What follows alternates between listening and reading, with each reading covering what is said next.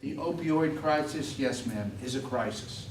It's affecting our districts. It affects all socioeconomic strata. It goes across racial lines. It's a problem, and it's a problem that we need to deal with. What we do know is that addiction is damaging the lives of so many neighbors, brothers, sisters, and children. And as more women suffer from opiate addiction, more children are being born with signs of withdrawal. Vanderbilt University said that every 15 minutes an infant is born with opioid withdrawal symptoms. It used to be once every 25 minutes. So neonatal abstinence syndrome, NAS, is serious. It can result in longer hospital stays, lower birth weights, respiratory conditions, and seizures. And it's the research about the toxic stress on the children and the traumatic experiences that they occur without adequate support. There's a suffering from social, emotional, physical, and mental health challenges throughout their lives. I think we have to take a hard look at the policy options that are out there to be able to address the issue and to address our most vulnerable victims, our children.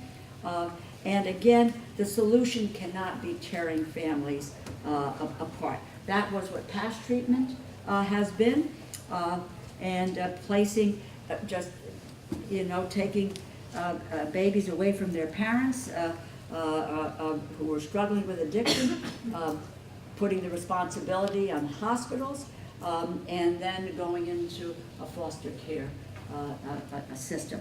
I just will highlight one study that was done by Dr. Matthew Grossman, who's a specialist from Yale University, former Baby Caucus panelist, I might add. He's conducted research on various approaches, and he had parents feed, care, and cuddle their children who were suffering from withdrawal instead of quarantining them from their parents and leaving their treatment to hospital staff. It has worked, and better than medication, reducing the baby's hospital stay from nearly 4 weeks to less than 1 week.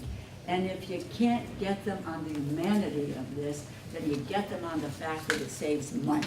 And some people think that that's the thing we ought to be doing.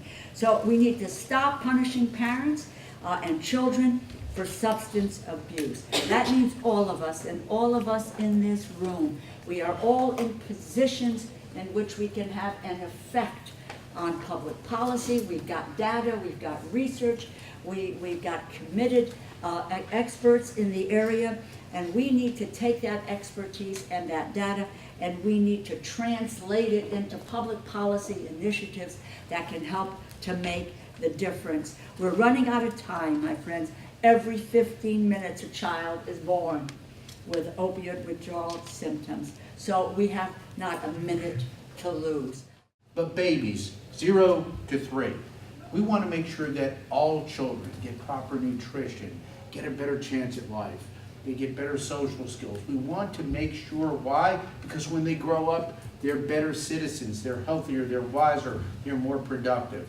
This should not be a Republican or Democratic issue. It can't be a Republican or Democratic issue. We need something that we have to put those partisan differences aside and all work to make sure that our babies are growing up safe and have an opportunity.